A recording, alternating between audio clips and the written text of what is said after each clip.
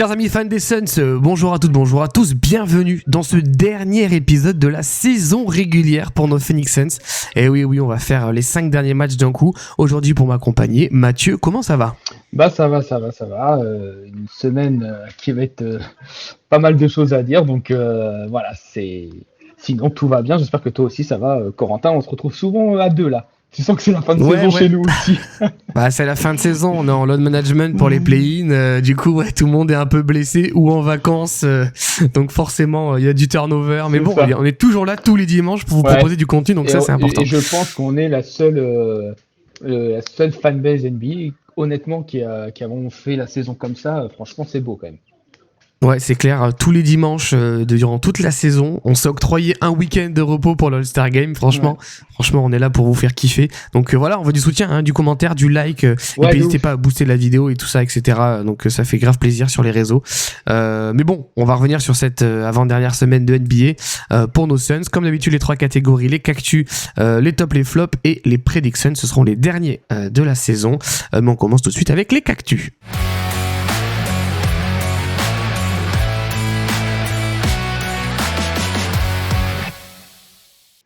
Alors cette semaine, nous avions 3 matchs au programme. On va commencer tout de suite par le premier match, qui est une victoire face aux Memphis Grizzlies, 131-105. Des Grizzlies qui évidemment ne sont plus les Grizzlies que l'on a connus, on va pas se mentir, avec notamment le trade de Jaren Jackson Jr. et tout ça. Mais un match finalement qui est serré, qui est très serré, tout du long du match jusqu'au début du 3e quart-temps, et on termine ce 4e quart-temps en apothéose. Est-ce que c'est nous qui avons bien joué ? Est-ce que les Grizzlies sont une démonstration du tanking ? Je ne sais pas. Mais toi, écoute, ce match, on le gagne. Ça, c'est très important. Et surtout, ce dernier quart, je pense que tu as pas mal de choses à dire dessus. Donc c'est une victoire attendue. Parce que tu peux pas... On sait que faut assurer cette 7e place. Et tu n'as pas le droit de perdre des adversaires comme Memphis en fin de saison. C'est pas normal. Tu n'as pas le droit, de toute façon. Donc, on l'a fait. Mais c'est un match quand même... pas ouf. Je veux dire, pendant les 3 quarts temps, on est quasiment à égalité à la fin du 3e quart. On fait un énorme run donc dans le 4e, mais on fait un énorme run dans le 4e sans Booker et sans Green. Donc l'équipe qui fait la différence, c'est Gillespie, Goodwin, Dunn, Fleming et Godaro. Donc on va pas se mentir, c'est quand même sur le papier offensivement, c'est pas ouf. Mais défensivement, par contre, c'est solide de ouf. Et c'est ça qui a fait la différence. C'est qu'en fait, on a décidé de se réveiller défensivement dans le 4e quart. Et on a gagné grâce à ça parce que en face, tout talentueux qu'ils sont, en fait, on est rentré dans leur jeu tout le match. C'est-à-dire que ça jouait rapide, on a laissé des points rapides en transition, ça shootait. Vraiment du jeu offensif, mais ça, c'est du match piège. Si tu veux gagner contre contre des équipes comme Memphis, qui a globalement que des joueurs de G-League, en fait, il faut des systèmes, il faut mettre la défense dure et c'est fini. Ces équipes-là, elles explosent. Sauf qu'en fait, on est rentré dans leur jeu à jouer très, très offensif, un peu à toi, à moi. Et en fin de compte, on fait la différence avec un 5 bien défensif, avec un Gillespie qui se réveille enfin, parce qu'il a fait un match ignoble. De toute façon, Gillespie, là, sur cette fin de saison, va pas se mytho. C'est pas foufou les pourcentages. Heureusement, il met 11 points. Même lui, il regarde le ciel tellement enfin, il arrive à rentrer des shoots. Mais ça fait la différence et heureusement, on le gagne, quoi.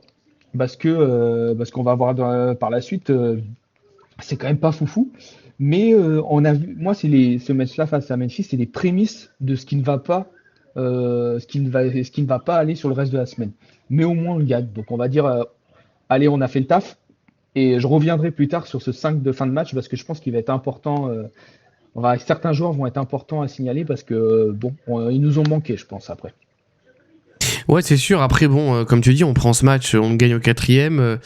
Mais pardon, moi je vous cite les joueurs des Grises. Ok, à part Cedric Howard, J.J. Jackson et Cam Spencer, derrière c'est Tyler Hendricks, Jamai Mashak, Walter Clayton, Tyler Burton, Dijon Jarreau et Adama Bal. Enfin, pardon, mais c'est de la G-League en fait. C'est de la G-League. Et nous, pendant 3 quarts temps, on galère. Dans cette espèce de run and gun, sans citer le nom de la chaîne, mais du run and gun à tout va. Il y a plus de système, il y a plus de cohérence de jeu. C'est à toi, à moi. J'aime pas du tout. De toute façon, on en parlera sur la semaine. Je reviendrai dessus sur mes flops. Mais ouais, écoute, on la gagne parce que en face, on joue contre des prépubères, quoi. Enfin, pardon de le dire, mais c'est pour ça qu'on gagne à la fin. Et en plus, ce qui nous fait gagner, c'est même pas nos patrons. C'est que tu reviendras sur ces joueurs-là, mais c'est un petit peu des joueurs clés pour notre avenir, je pense. Le match suivant, donc là on était sur une victoire, au moins on commençait bien la semaine, c'était important. Mais par la suite, donc c'était tout à l'extérieur cette semaine, je précise. On se déplaçait du coup sur le terrain du Magic avec une défaite 115-111. Défaite, moi je l'ai un peu en travers, parce qu'en fait on fait une première mi-temps qui est cata. Hein. Là, on va, je crois qu'on est à moins 15 à la mi-temps ou pas loin. Donc frustrant, tu dis wow, ça va être chaud à l'extérieur. Et là je sais pas ce qui se passe, on revient, on fait un troisième quart, on leur met, en fait on récupère tout notre retard, on revient à égalité à la fin du troisième quart, on leur met plus 14 et c'est vrai qu'on s'écroule complètement à la fin. Des pourcentages au shoot catastrophiques, à 3 points j'en parle même pas. Quand je vois des Grayson Allen à 3 points qui font du 2 sur 10, Jalen Green 0 sur 5, enfin même Fleming qui fait 1 sur 5, enfin, ça a croqué à tout va. Heureusement, une fois de plus, on a Booker qui va nous chercher des lancers francs. Mais ça, il y a pas mal de matchs où cette année, là, il va encore en chercher 19. 16 sur 19, c'est plutôt propre. Hein. Donc voilà, une défaite frustrante, c'est con, on lâche à la fin. Toi, t'en penses quoi de ce match ? Alors, 2-3 points sur ce match. En étant back-to-back, faut quand même le signaler. Dylan Brooks, le retour, quand même. Gros retour. Alors, gros retour de Dylan Brooks. Hein. Sur le match, c'est pas un gros retour de Dylan Brooks. Hein. Les gars, il prend une technique au bout de 2 minutes. On se dit, ok, c'est bon, il a pas changé le mec. Il a 4 fautes, je crois que quasiment fin de première mi-temps. Enfin, c'est pas un bon gros retour. Hein. On va pas se mytho. C'est un match ignoble, des coups de sifflet tout le temps, ultra haché. Offensivement, c'est dégueu. Orlando, on savait que c'était dégueu. Hein. C'est une équipe horrible offensivement. Ça joue très mal. Sauf que là, en fait, on va pas se mytho sur la semaine. On est tombé au niveau d'Orlando offensivement. On est nul. C'est nul. Franchement, on joue très très mal. C'est du à toi à moi entre Green, Booker. Oui, alors Green, il fait un match moyen. Il joue 19 minutes. Il ne joue pas le quatrième quart. Le quatrième quart, on finit 21-17. Donc c'est Orlando qui gagne 21-17. Pourquoi tu fais pas jouer Jalen Green ? Excuse-moi, oui, je comprends, il fait pas un match ouf en 20 minutes, mais il a joué que 20 minutes. Comment ça se fait qu'il joue pas au minimum 5 à 6 minutes dans le quatrième quart quand tu vois que tu ne mères que rien ? Je veux dire, c'est même pas des shoots ratés, c'est vraiment, ça attaque tellement mal des deux côtés, et au final, c'est Orlando qui attaque le moins mal qui fait la différence. Mais oui, tu as raison, Grayson Allen, qui n'a pas joué la veille, catastrophique. Le retour de Russ O'Neal sur le banc, lui, toujours impactant. Ça fait plaisir que c'est pas facile pour lui, hein, qui a joué titulaire globalement plus d'un mois, voire plus que ça ces derniers temps. Donc là, il revient bien. Fleming, oui, qui est pas ouf, mais il a quand même il a tellement un impact défensif qu'en fait, même s'il rate des shoots, sa présence est importante. C'est quoi le problème ? Maloua qui joue 2 minutes 42. Ok, je comprends pas. Ryan Dunn, qui est quand même un du top 3 des meilleurs joueurs hein, sur globalement le dernier mois, ne joue pas. Je comprends pas. Je comprends pas du tout ce match-là. Orlando, je suis désolé, mais vu comment ça joue, le lendemain, ils ont pris 130 à 105. Ils se sont fait éclater la tronche à domicile contre Atlanta. C'est pas normal. Je suis désolé, Orlando. Si tu es censé les battre, Orlando, c'est une équipe qui est pas ouf. Vraiment pas ouf. Et là, en fait, on a été globalement au même niveau qu'eux. C'est-à-dire, défensivement, je ne les ai pas trouvés ouf. Et offensivement, on était crade. Et le match était crade en plus. Il était long. Il y a eu des fautes tout le temps, des coups de sifflet. Enfin, je suis pas fan. Je retiendrai là, comme tu as dit, le fin du troisième quart où on fait un bon petit run pour se raccrocher, où vraiment on vient à égalité pile sur le buzzer avec un shoot de Goodwin, un 3 points. Mais le reste, quand tu vas le quatrième quart, et ça c'est problématique, les Suns ils gagnent déjà à l'extérieur, ils gagnent rien quasiment. Ils gagnent quasiment pas de match à l'extérieur là depuis longtemps. Contre à l'extérieur. Si on a gagné Memphis, mais dès que tu joues une équipe à peu près mid qui joue le play-in, niveau play-in, c'est fini. Les Suns ils sont incapables de gagner, et encore plus quand c'est serré. J'ai regardé la dernière fois, depuis début d'année, je crois qu'on en perd 8 ou 9 avec moins de 6 points d'écart.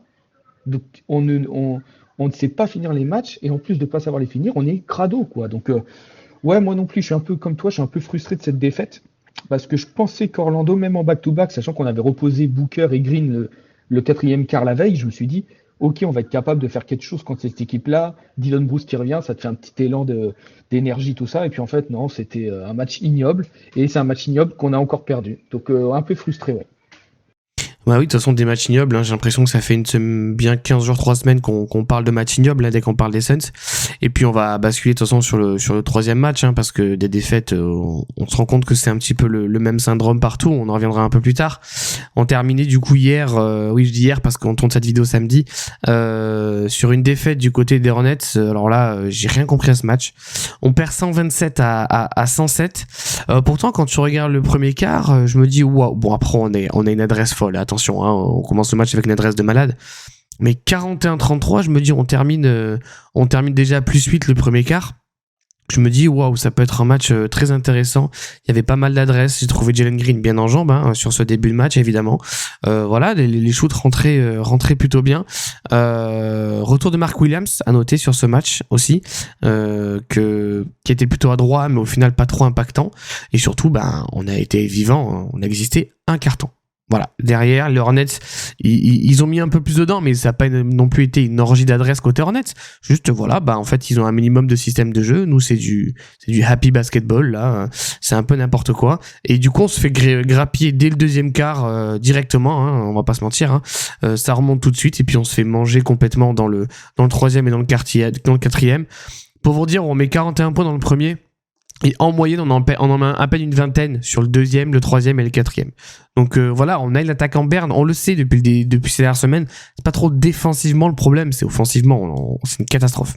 Toi, ce match, t'en as pensé quoi nul, hein. Il y a eu c'est pas ça, mais ouais, le match des Suns c'est nul et puis Charlotte est plus fort, quoi. Voilà, on va pas se mytho. T'as une équipe, comme t'as dit, qui a un plan de jeu tactiquement. Ils ont fait des pick and roll, enfin ils ont pas arrêté. On a été incapable de les défendre. Franchement, je veux dire, il y a eu une meilleure équipe, ils nous ont tués au rebond. Et comme tu as dit, c'est même pas on a mal shooté tellement ça, parce que franchement, les Suns ont un pourcentage global cette saison catastrophique. Je crois qu'on est la 28e équipe au pourcentage global. Donc on est très mauvais. Pourtant, ça veut pas dire qu'on prend des mauvais shoots, hein, mais on rate beaucoup, beaucoup, beaucoup. Mais là, les Suns contre ce match-là, ils shootent à 46%, Charlotte 51%, c'est pas non plus, il n'y a pas un gap de ouf. On shoot à 41% à 3 points. Donc en plus, on shoot bien à 3 points. Pourquoi ils nous ont battus? Parce qu'on défend pas. Franchement, c'est catastrophique en défense. Le rebond, catastrophique. En attaque, oui, en fait, on shoot, on met des points, mais en fait, globalement, on attaque très mal aussi. Et franchement, c'est vraiment. Et je veux dire, moi, je trouve qu'il y a eu un vrai écart dans ce match avec Charlotte, quoi. J'ai vraiment vu une vraie équipe qui est sur une bonne série, qui finit très bien la saison et qui peut regarder les playoffs en disant ok, je peux aller chercher les playoffs. Moi, j'ai vu les Suns, je me suis dit attends, mais on joue quoi, la 10e place ou quoi? Enfin, franchement, c'était. Et les rotations, je vais revenir après, mais là, le coach, là, il n'y a rien qui va cette semaine. Les joueurs, ça va pas. Je vais pas revenir sur Booker, mais là, Booker, il fait un match quand même il fait un très bon match. Il fait globalement une semaine correcte, mais là, sur ce match-là, il shoot à 40. C'est pas foufou. Il a un lancé. Comment tu peux passer d'un match, ça aussi c'est pareil, on ne reparlera pas de l'arbitrage, c'est insensé. Mais Jalen Green fait plutôt un bon match, hein, il shoot à 52%, il a 3 points, il est à droit. Dillon Brooks, faut lui laisser le temps, il revient, on va pas critiquer qu'il expire, on va pas mythos, franchement c'est assez cata, hein, je veux dire là, c'est compliqué. Mark Williams, oui, c'est un retour, il a joué 20 minutes, son impact n'est pas énorme. Moi perso, je trouve que là, Mark Williams, il lui reste pas beaucoup de matchs, honnêtement, pour qu'il prouve quelque chose, parce que franchement là on en reviendra vraiment à la fin de saison, mais vraiment c'est quoi le gap en vrai entre Mark Williams et Malouak aujourd'hui? Je vais dire vraiment, à part tactiquement et de l'expérience, il a quoi de plus? Je trouve que Jamal Malouak c'est un meilleur protecteur d'assaut que Mark Williams. Enfin, franchement, de ce que j'ai vu, je suis plus impressionné par moi. Mais on en reparlera à la fin de saison. Mais ce match-là, il n'y a rien à retenir, il est nul. Et au contraire, s'il y a quelque chose à retenir, c'est que, et là j'en parlerai dans le top et flop, c'est que moi j'ai vu tous les défauts des Suns sur ce match-là. Et honnêtement, aujourd'hui, il va falloir se réveiller parce que c'est gentil de dire ouais, c'est bien, on a fait CTM et play-in, mais est-ce que c'était du feu de paille le début de saison qu'on a vu, c'est-à-dire vraiment on mettait beaucoup d'énergie de la défense, on jouait des équipes qui étaient peut-être pas très bien en place, on gagnait, et est-ce que là c'est notre réel niveau, c'est-à-dire là maintenant les équipes elles sont en place, les bonnes équipes elles ont leur rotation, et nous en fin de compte, nous on a du mal à mettre des rotations parce qu'il y a des joueurs qui sont blessés et tout, et puis les choix tactiques, je le sens pas perdu hot, mais je suis pas fan, donc non, ce match-là il est nul. Franchement on a été nul, ce match-là il n'y a rien à retenir. Autant Orlando, j'aurais retenu peut-être quelque chose, un petit peu. Là, honnêtement, il y a Charlotte en haut et nous, on était en bas, on les a regardés. C'est vrai, après, ce que tu disais un petit peu dans tout ça, c'est qu'au final, Depuis quand on joue très mal et on a perdu en énergie et on reconnaît plus nos Suns? Bah, depuis la blessure de Dillon Brooks. Voilà. Et là, il revient, il va pas remettre sa magie tout de suite. Tu vois, faut qu'il se remette un petit peu en rythme, tu vois. Mais c'est vrai que je trouve que ça nous manquait. Et oui, après, il y a aussi des choix que je trouve bizarres. Je trouve que Gillespie, on joue avec lui comme si c'était notre deuxième ou troisième option, en fait. Ben non, en fait, pas du tout, quoi. Au mieux, tu dois prendre 5 shoots dans le match, tu vois. Après, c'est sûr que si tu mets les 4 premiers, bon, on peut t'en donner plus, tu vois. Mais il y a trop de shoots qui sont tentés un peu, genre, où le mec, il prend un écran, bam, direct, à la Stephen Curry, avec comme Draymond Green. Mais non, en fait, calme-toi. Mais c'est pas le seul, hein. On va en parler, mais Grayson Allen, franchement, on va pas mytho, là. Les matchs. C'est des croqueurs. Ah ouais, on reviendra après parce que je pense que on va en parler là, on va avoir les top et flop. Il y a pas beaucoup de choses à dire sur certains joueurs, les rotations et tout. Ça sera un petit peu mon petit focus là. Bah écoute, avant de basculer sur les tops et les flops, on va zioter gentiment le classement, parce que c'est intéressant. Bon, nous, vous le savez, on est toujours 7ème, hein. Mais heureusement que la saison est pas plus longue, hein, je vous le dis, parce qu'on se fait grappiller gentiment par les Clippers et les Blazers. Mais bon, ce qui est intéressant à noter, c'est que les Clippers sont un petit peu... voilà, ils ont sur 2 défaites d'affilée. Les Blazers en ont gagné 3, et du coup, ils passent devant au classement. Donc potentiellement, en fonction de la fin de saison, on pourrait jouer les Blazers, finalement, au premier tour de play-in. Donc à voir, on n'y est pas encore, il reste encore quelques matchs pour tout le monde. Parce que j'ai regardé le calendrier des Blazers, waouh, il pique, hein. Il leur reste 5 matchs quasiment, il y a une équipe pas ouf. Le reste, c'est 4 vraiment du top au tableau. J'ai peur que les Blazers, ils en perdent un peu. Mais tu as raison. Un petit peu comme nous, hein. Un petit peu comme nous finalement. Ouais, mais on peut signaler quelque chose, c'est que autant les Blazers, là, ils font une remontada un peu, mais ils étaient loin. Heureusement que les Clippers, ils en laissent en route, hein, parce que là, franchement, on leur donnait on était en train de leur filer la 7ème place, parce que ils perdent contre les Spurs, contre pas Wemby. Attends, je dis pas que c'est nul les Spurs sans Wemby, hein. Bien sûr. Mais je veux dire, sur le papier, c'est plus prenable, on va dire. Ils étaient à domicile et tout. Ils ont perdu contre les Blazers à domicile. C'est un match, ils n'avaient pas le droit de le perdre. Ils auraient gagné ces deux-là, bah ils étaient à égalité avec nous. Et là, franchement, je t'aurais dit, bon, la 7ème place, on peut rêver, on l'avait plus. Là, on devrait l'assurer. Mais on a un peu donné le bâton pour se faire battre là, hein, ces derniers temps. C'est clair. Donc voilà un petit peu pour le classement au global. On verra d'ici la semaine prochaine si on affronte les Blazers ou les Clippers pour ce premier tour de play-in. Eh ben on va passer tout de suite sur les tops et les flops.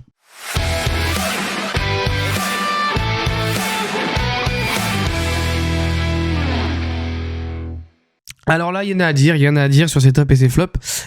Écoute, vas-y, je te laisse commencer, je te laisse la main, parce que je pense qu'il y a pas mal de choses à dire. Ouais, de toute façon, on va en discuter, qu'on est tous les deux. Moi, honnêtement, ces 3 matchs cette semaine, ils m'ont montré une chose, c'est que les rotations, elles sont pas bonnes. Elles sont pas bonnes. On l'a en début de saison, ce qui nous a fait gagner des matchs, même avec l'absence d'un joueur comme Jalen Green, qui est plus offensif par contre, faut le dire, c'était l'énergie, c'est-à-dire la défense. On mettait de l'énergie, on était physique, on courait, voilà, on était une équipe tout terrain, on étouffait l'adversaire. Voilà, je l'avais dit en début de saison, on va pas être une équipe élite en attaque, ça c'était sûr et ça se voit. Mais en plus, c'est encore plus compliqué quand tu as des blessures. Mais défensivement, on avait largement de matos avec des jeunes pour y aller. Aujourd'hui, moi, on l'a vu, Memphis. Tu fais 3 quarts-temps, tu joues que offensif, tu fais aucun écart contre une équipe du G-League. 4e quart-temps, tu mets une équipe défensive. Oui, qu'il n'y a pas de joueurs offensifs comme Booker et Gentry, ils leur ont mis 40 pions. Pourquoi? Parce que vu que tu joues physique défensif, en plus à des joueurs un peu moins bons, bah, tu crées des pertes de balles et ça fait des points faciles. En plus, tu as Ryan Dunn et Fleming. Je veux dire, Thierry l'a dit la semaine dernière, c'est des mecs qui courent en transition, les gars, ils dinguent, c'est fini, il se passera rien, ils feront rien, et ils pourront rien faire en face. Il faut y arriver à ça. Et derrière, tu perds contre Orlando et Charlotte. Les minutes. Dunn, il joue aucune minute. Dunn, excuse-moi, en 2 matchs, je l'ai vu, et tout de suite, j'ai vu, mais comment on peut pas faire jouer Ryan Dunn? Je suis désolé, ce mec-là, il mérite au moins 10 ou 12 minutes, tellement il apporte de l'énergie, et je suis désolé, là, c'est moi qui vais revenir, mais on peut même plus critiquer ses 3 points. Le mec, il shootait quasiment à 40 ou 50% à 3 points, il mettait tous ses shoots. Il a montré des vrais progrès, donc comment ça se fait que Ryan Dunn ne joue pas? Fleming, pareil, Fleming, il joue 7 minutes. Comment Fleming ne joue que 7 minutes contre Charlotte? Il joue que 15, c'est pas normal. Et en plus, ce que je déteste qu'il a fait toute la semaine, c'est on a joué en small ball toute la semaine. Il a fait des 5 tout petits, on s'est fait marcher dessus. On s'est fait défoncer en rebond. Grayson Allen qui joue 24 minutes pour faire des shoots dégueux à plus savoir qu'en faire. En défense, je suis désolé, il fait ce qu'il peut physiquement, mais dès qu'il y a un pick and roll, il est lent face à Charlotte, on l'a vu, il est en retard à chaque fois, il est incapable de défendre. Je comprends pas. Franchement, en plus, on vient de perdre Jordan Goodwin, on l'a pas dit, mais il s'est blessé contre Charlotte, donc je sais pas quand je suis même pas sûr qu'il va revenir. Moi, je pense qu'en fait, j'espère qu'avec la blessure de Goodwin, Ryan Dunn, il va jouer ses 12 minutes. J'espère que Fleming, il doit jouer 15 minutes. Et je suis désolé, il faut que tu enlever des minutes à Grayson Allen et à Gillespie, quoi. Gillespie doit jouer entre 18-20 minutes, max. Et Grayson Allen, il doit jouer 20 minutes. À part s'il a 6 sur 7 à 3 points, d'accord. Mais il y a quand même des choses qui vont pas dans les rotations. Et on le voit bien, défensivement, on est mais catastrophique. Catastrophique, on ne défend plus un clou. En rebond, on est cata. On peut, tu vas pas me dire qu'on peut pas améliorer la défense. Offensivement, je reste perplexe. Mais défensivement, tu dois faire tellement mieux, quoi. Je comprends pas Jordan Note. Et puis s'il te plaît, qu'il arrête de jouer small ball, quoi. On n'est pas Golden State, quoi. Quand t'as Draymond Green, je veux bien que tu joues small ball. Mais c'est qui, tu défends avec qui, quoi? Tu vois, enfin, je comprends pas. Donc, j'espère que Jordan Hutt et son staff vont se réveiller parce que je pense qu'il y a largement mieux à faire quand même. Je pense. Je sais pas ce que t'en penses, toi. C'est compliqué. Moi, je pense aussi que il y a un côté fatigue qui joue. On est bientôt à 80 matchs, tu vois ce que je veux dire. On a eu beaucoup de blessures, beaucoup de joueurs qui ont pas été en rythme, du coup, qui ont dû revenir. Donc ouais, je me dis c'est la fin de saison, ça tire un peu. Ce qui nous faisait gagner, c'était l'énergie. Je comprends qu'entre 75 et 80 matchs, on n'ait plus trop d'énergie. Je l'entends tout à fait. Après, c'est vrai que moi, ce qui me dérange, et c'est un peu, je rebondis sur ce que tu dis, mais moi, ce qui me dérange, c'est le système au global. En fait, c'est pas, je comprends qu'il y ait de la fatigue et que t'aies moins d'énergie, mais en fait, tu fais rien pour modifier ça, pour retrouver un peu un équilibre. Tu sais que tes joueurs sont peut-être un peu fatigués, etc. Justement, lance des jeunes, comme tu disais. Pourquoi Dunn ne joue pas? Pourquoi Fleming ne joue pas? Ces mecs, ils en ont sous le coffre, en fait. Et pour en revenir à moi, ce qui me dérange aussi, c'est que à partir du moment où Devin Booker n'a pas la balle en main, on n'a aucun créateur. Ça, on le savait déjà. Et quand tu dis, ouais, Grayson Allen, il shoot, il bombarde. Ouais, c'est vrai, il bombarde, mais le nombre de fois où, en fait, sur une position de 24 secondes, il s'est rien passé, et il se retrouve, il reste 2 secondes sur l'horloge, il a la balle dans les mains, qu'est-ce qu'il fout? Il balance une praline à 12 mètres. Il a pas le choix parce que, tu tentes un shoot, quoi. Et en fait, il y a rien, il y a pas de création. Je trouve que les joueurs sont presque perdus sur le terrain. Il y a personne qui annonce de système. C'est délicat et puis au-delà de ça, c'est la vérité, c'est dégueulasse à voir jouer. Qu'est-ce que c'est moche. J'ai l'impression de revoir jouer les Suns de l'année dernière avec KD et tout le tintouin et Bradley Beal. C'est une horreur. Moi, c'est vraiment une horreur à voir jouer. Et oui, il y a un manque d'énergie et je trouve que c'est vrai que c'est dommage parce que tu vois, s'il faisait jouer un peu plus les petits jeunes là et qu'ils faisaient des bonnes minutes, ce qui est le cas, les Ryan Dunn, les Fleming, etc. Ouais. Et les Maluard, en fait, tu mettrais en concurrence un peu ton effectif. Peut-être que ça bougerait un peu le cul de certains, tu vois. Te dire, attends, comment ça se fait que là, depuis 2 semaines, là, le petit jeune de Fleming, il joue 25 minutes par match là. Putain, tu sais, il y a peut-être qui vont se dire, c'est marrant, mais il me grappille des minutes là. Ouais, parce qu'en fait, il est meilleur que toi, mon gars, et parce qu'il se donne sur le terrain. Et du coup, peut-être que ça lui met un coup de pied au cul et que certains joueurs vont un petit peu commencer à rejouer, tu vois. Mais oui, c'est compliqué. Moi, je comprends tout à fait ce côté énergie. Et je suis d'accord avec toi. C'est ce qui fait qu'il nous manque. Et surtout qu'on sait pas jouer placé. Autant jouer avec de la transition vite, avec une bonne défense, quoi. C'est ça. En plus, en début de saison, là, je pense on a baissé à peu près dans ce classement-là. Mais en début de saison, on était la meilleure équipe. C'est nous qui on se crée. En interception. Ouais, perte de balles. On était l'équipe qui créait le plus de pertes de balles. On le fait plus là. On est incapable. Alors, il n'y avait pas Dylan Brooks. Mais là, face à Memphis, alors c'est une équipe bidon en face. Mais c'est une équipe bidon qui nous a tenu tête pendant 3 quarts temps alors que tu avais Booker et Green. Mais on l'a bien vu en un quart temps, quand tu mets de la vraie défense, de la transition, Fleming et Dunn, ils ont mis des points en transition parce qu'on a créé des pertes de balles. Le problème, c'est que face à Orlando et Charlotte, on l'a pas fait une seule fois. On n'a pas créé de perte de balles. C'est nous qui perdons des ballons. Parce que justement, ils jouent un peu plus physique face à nous. Et on ne prend pas soin du ballon. Parce que comme tu le dis, le problème, c'est que dès que tu n'as pas Booker, c'est compliqué. Jalen Green, je critique pas trop. Je trouve qu'il fait ce qu'il peut avec ce qu'il a. Je trouve qu'en plus, il essaye de créer. Face à Charlotte, c'est lui qui a 7 assists quand même. Il faut le souligner. Je trouve qu'il a un peu plus de constance dans son jeu, un peu moins de déchets, un petit peu. Ouais, il joue bien avec ses arrières. Et il joue bien avec ses pivots. Souvent, quand il fait un pick and roll, il le retrouve bien. T'as Osso qui est quand même un joueur assez intelligent. Donc il est bon pour ça. Je trouve pas catastrophique. Je suis pas trop critique envers Jalen Green. Je le trouve même plutôt bon. Il fait ce qu'il peut. Mais comme tu dis, on joue très mal.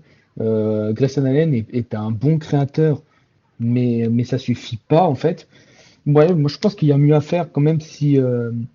Moi je pense qu'il y a quand même mieux à faire, mais c'est Dylan Brooks va nous aider hein, offensivement. Là, ça va revenir, il n'y a pas de souci.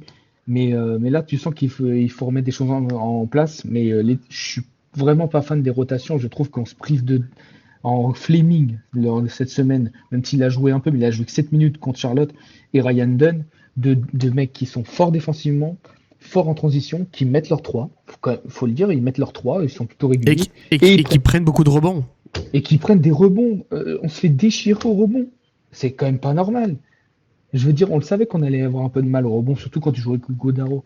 Mais là, on se fait déchirer au rebond parce qu'il nous fait des 5 de fin. Je suis désolé, mais quand il fait des 5, là, face à.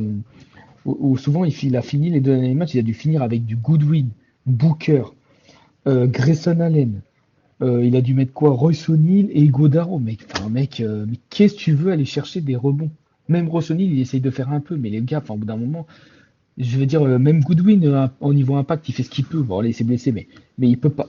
Je veux dire, c'est un sport de grand, quoi. Au bout d'un moment, ça ne marche pas à jouer au small ball. Tu peux pas jouer. Tu joues small ball si tes joueurs, c'est des tueurs à gages en attaque et qui mettent des 3. Bah ouais, c'est pas le cas. Donc maintenant, s'il te plaît, fais jouer Fleming et Ryan Dunn, envoie Dylan Brooks, fais-moi des 5 de départ ou des 5 de fin de match assez grands. Au moins, finis le match avec, je sais pas, Booker, Green Brooks, Fleming et Godao. Là, rien que pour ça, je pense que déjà défensivement on est meilleur.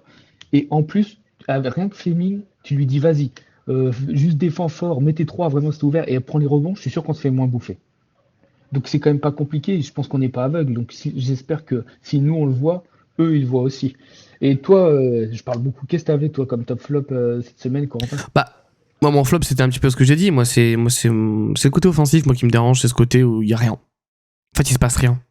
C'est pas, tu peux avoir des joueurs pas très bons offensivement, mais tu peux quand même avoir des systèmes, avoir des remontées sur des pics en ligne de fond, ou ne serait-ce qu'un peu pick and roll, tu vois, quelques systèmes bien sentis où tu peux, de temps en temps, d'amener certains paniers faciles. T'as pas besoin d'avoir des joueurs all-star pour mettre ce genre de système. On l'a bien vu avec les Grizzlies, on l'a bien vu avec les Hornets. Enfin, les Hornets jouent très bien, mais attention, c'est pas le Thunder, tu vois ce que je veux dire. Et nous, on n'est pas capable de faire ça. On s'entête, beaucoup de tête baissée, le ballon sous l'épaule, et ça n'amène à rien, des ballons jetés en l'air. Et je trouve qu'en plus, on n'est pas si malchanceux que ça. Parce que quand je vois le nombre de ballons ou de possessions qui se barrent un peu en cacahuète, et par un simple miracle, ça nous revient dans les mains la possession, ou c'est l'adversaire qui sort le ballon, récupère la possession. Moi, voilà, il y a plus rien offensivement. On le sait qu'on était dépendant à l'adresse, mais on avait quand même quelques certitudes, quelques petits trucs, tu vois, qui nous permettaient d'avoir des paniers faciles. Là, c'est plus le cas. Et ces paniers faciles venaient soit par de la transition, soit par du rebond offensif, parce que Fleming et Ryan Dunn allaient en chercher. T'avais une petite claquette des fois, ce genre de choses. Là, en fait, on shoot. À partir du moment où le shoot est parti, t'as personne au rebond offensif. Tout le monde est reparti se placer en défense, mais quasiment personne ne défend. En fait, moi, je comprends pas. On est un peu, c'est très paradoxal, le jeu. Tu veux pas trop mettre de système en attaque, mais en même temps, tu dis, ça peut marcher si tu défends dur. En même temps, on défend moyennement. Du coup, en plus, on n'arrive pas à avoir de rebond. On perd du rebond défensif, donc eux ont plus de seconde chance. Enfin, tu vois, c'est un peu le serpent qui se mord la queue. Ouais. Donc ouais, moi je trouve ça, en fait, moi ce qui me gaffe, c'est qu'on est juste dégueulasse à avoir joué. Il y a rien. Je préférerais avoir un beau jeu. Tu tires, tu shootes, ça rentre pas, c'est pas grave. Tu vois, c'est juste du pourcentage de réussite. Mais là, c'est moche quoi. Hein, c'est moche quoi. Je me fais chier. J'ai l'impression de voir les Suns de l'année dernière vraiment. Quoi. Non, mais le match face à Charlotte, j'espère que ça va faire réveiller un minimum le coaching staff parce que le match à Charlotte, c'est horrible. Hein. C'est vraiment un match horrible. Il n'y a rien qui va. Rien qui va dans ce match-là. Euh, je veux dire, aujourd'hui, on se ramène en faisant des performances comme ça, en faisant du play-in. Je suis même pas sûr qu'on passe. Honnêtement, on joue trop mal, quoi. Je veux dire, comme tu dis, offensivement, c'est pas ouf. Bon, on s'y attendait, mais c'est quand même bien dégueu là ce qu'on a vu cette semaine. Et défensivement, on a perdu tout ce qui faisait notre force depuis le début de l'année. Donc, il va falloir se réveiller vraiment. Parce que au moins améliorer un petit peu quelque chose et je pense qu'il y a moyen de le faire au vu des joueurs qu'on a parce que là ouais la Charlotte là surtout Charlotte c'est j'ai l'impression d'avoir regardé un match et de me dire vraiment j'ai vraiment cette sensation d'avoir regardé un match d'une équipe qui tente quoi Et je veux dire New Orleans, quoi. Tu sais, des équipes qui disent, allez, on va essayer de gagner ce soir. Et puis t'as l'autre équipe qui dit, ouais, non, mais t'es gentil, en fait. Mais en fait, on va te montrer comment on joue, quand il y a des tactiques, comment on défend un petit peu. Et puis, bah, tu vas rentrer chez toi, tu vas prendre plus 20. Et bah, en fait, t'as pris plus 20 et t'es reparti en disant, j'ai rien appris. Je suis nul parce que je suis vraiment mid. Et puis, merci, au revoir, quoi. Et Et voilà, puis donc, la, ouais. et la courbe confiance avant d'attaquer un play-in, elle est pas top, quoi. Quand Bah tu ouais, vois hein, les c'est ça. Blazers qui sont comme ça et nous qui sommes comme ça, enfin, on verra, on Totalement. en parlera un peu plus tard des play-in, hein. Voilà. Et ne parlons pas de si on passe le play-in, hein, parce que Bah, tu joues les Spurs tu peux ou les passer. Ouais, ou OKC, ou mais le Thunder. voilà, mais tu peux passer sur un match Oui, mais derrière là, si tu veux au moins minimum te faire respecter, il va falloir bouger tes fesses, hein, parce que sinon ça va être plus 30 tous les soirs en 4 matchs et puis merci au revoir. Alors on dira bien sûr, on se dira c'est bien, on a fait les playoffs, mais je suis pas sûr que quand tu fais les playoffs au premier tour et tu prends 4 fois plus 30, je suis pas sûr que tu apprends vraiment quelque chose et que honnêtement tu te dises ah c'est bien l'année prochaine, j'ai du mal. Je pense que il faut un minimum regarder ton équipe en face et dire ok t'es plus fort, par contre je t'ai un petit peu emmerdé quand même. Et là, de ce que j'ai vu face à Charlotte, je vois pas qui c'est qu'on va embêter beaucoup au premier tour, en toute honnêteté. Donc, personne. va falloir retrouver l'élan qu'il y avait en début de saison. Il y a Ouais, moyen d'aller le chercher. Et Dylan Brooks, on compte sur lui parce que là, il est revenu. Il a fait 2 matchs crado offensivement. Offensivement, ouais, défensivement, je l'ai pas trouvé non plus ouf. Donc, j'attends beaucoup de lui. Il va falloir que lui se remette dans le bain parce que ça va peut-être beaucoup dépendre de lui. bah, la transition est parfaite parce que pour se remettre dans le bain, il reste 5 matchs sur cette saison. Donc dites-nous dans les commentaires ce que vous pensez un petit peu de cette fin de saison un peu cradingue des Suns. Comment vous voyez la suite surtout. Quels sont vos tops, vos flops par rapport peut-être à Fleming, hein, qui est un top un petit peu pour nous quand même. On en a parlé un petit peu rapidement, mais le reste c'est essentiellement des flops. On va se concentrer sur l'avenir. C'est l'heure des predictions.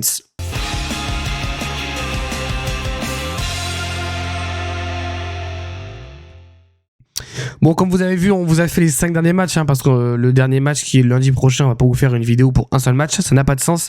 Les 5 derniers matchs, alors nous avons 3 déplacements et 2 réceptions, ça commence demain soir, oui, parce que je vous le rappelle, nous tournons la vidéo samedi, donc pour vous ce sera ce soir à 21h30, nous déplaçons chez les Bulls. Ensuite, mercredi, réception des Rockets, jeudi en back-to-back, réception des Mavs.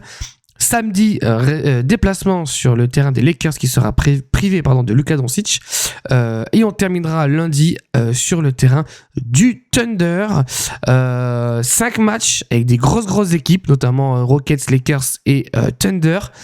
Mathieu, qu'est-ce que tu penses de ces matchs, de ces 5 matchs? On écoute ton pronostic.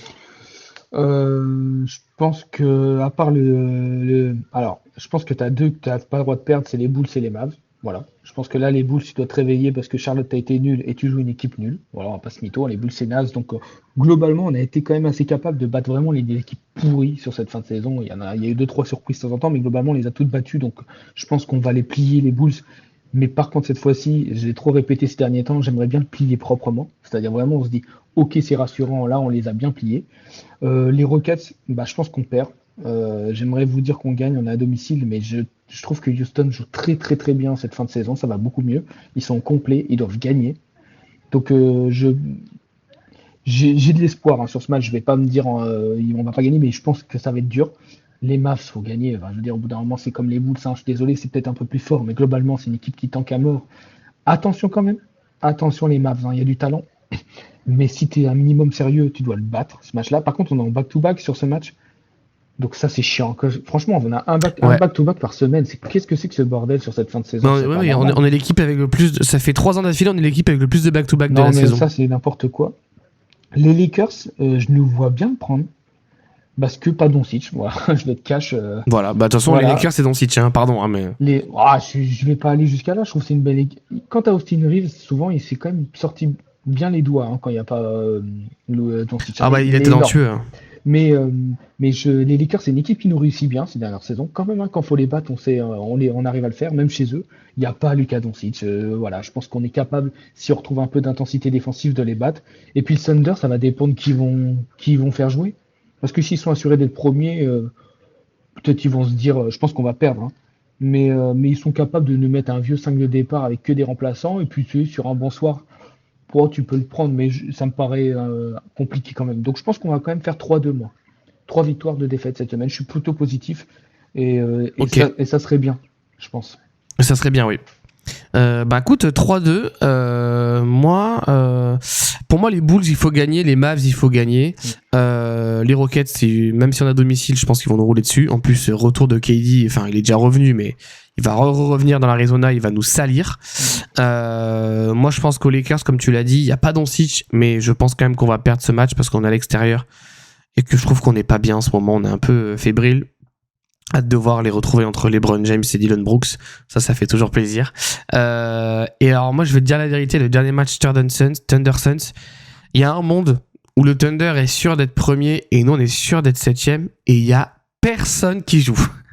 Il y a un monde où ce match, c'est les Valley Suns contre, je sais pas ce que c'est, l'équipe de G-League du Thunder. Il y a un monde où personne ne joue. Mais du coup, moi, ça me fait kiffer parce que ça veut dire que t'as Maluar qui va jouer, t'as Fleming qui va jouer, t'as Dunn, t'as Brea. Donc moi, c'est un match qui peut me faire kiffer à voir. Mais je pense qu'on le prendra pas, voilà, ça c'est sûr. Mais par contre, attention, parce que si les Thunder est sûr d'être premier et que nous, on est en ballottage pour être septième, on va le jouer, donc ça peut se jouer là. Mais pour moi, même le Thunder, même si c'est des jeunes, jamais de la vie ils perdront à domicile. Trop d'ego, tu vois, enfin c'est normal, hein, c'est ton fief quoi. Donc moi je nous vends en 2 victoires et 3 défaites. Ouais, mais je pense que ça change. Même avec ça, on fera septième. Hein. Je pense que derrière. Oui, je pense que 2 victoires ça nous suffit. Ouais. 2 victoires, ça nous suffit en sachant que déjà on a 2 matchs et demi d'avance sur les Blazers. Donc ça veut dire que les Blazers, il faut qu'on en gagne. Si on en gagne 2 sur 3, il faut qu'ils fassent un 5 sur 5. Ouais, mais ils ont un calendrier horrible, hein, les gars. Vraiment, voilà. Et les Clippers, du coup, si on fait un 2 sur 3, les Clippers, bah, faudrait qu'on fasse un 1 sur 5. Et que les Clippers fassent un 5 sur 5. Ce qui est possible parce qu'ils ont un calendrier très facile. Mais oui, bon, voilà. Les Clippers ont un calendrier assez simple. Enfin, assez simple. Beaucoup plus simple que les Blazers ou nous les Suns. Ouais, mais du coup, voilà, il nous faudrait 2 matchs, je pense, pour assurer cette 7ème place. Mais voilà, du coup, les pronostics des copains. Ok, d'accord, je les ai sous les yeux. Donc, Pierre et Thierry 3-2 et Bastien 2-3 comme moi, et du coup Mathieu 3-2. Bon, à un match près, on est à peu près tous dans le même range, on va pas se mentir. Dites-nous dans les commentaires ce que vous pensez un petit peu de ce calendrier, de ces 5 derniers matchs. Est-ce que vous nous voyez finir 7ème? On pense que oui. Est-ce que vous nous voyez avec 2 victoires, 3 victoires, 4 peut-être s'il y a des optimistes, voire 1 s'il y a des pessimistes. Sur la semaine dernière, pas de points de marqué, hein, puisqu'on a fait quoi? En résultat, on a fait 1-2, c'est ça, je crois. Et tout le monde avait dit 2-1, je crois. Moi, j'avais dit 2-1. On avait dit 3-0 avec Thierry parce que je voulais tenter le coup de se relancer, gagner un point. Mais, oui. Ouais. Et du coup, moi j'avais dit 2-1 avec Bastien, je crois, et au final il a eu 1-2. Donc pas de points marqués, on en reste au même score. Je suis toujours bon dernier, 7 points. Thierry et Mathieu à 8.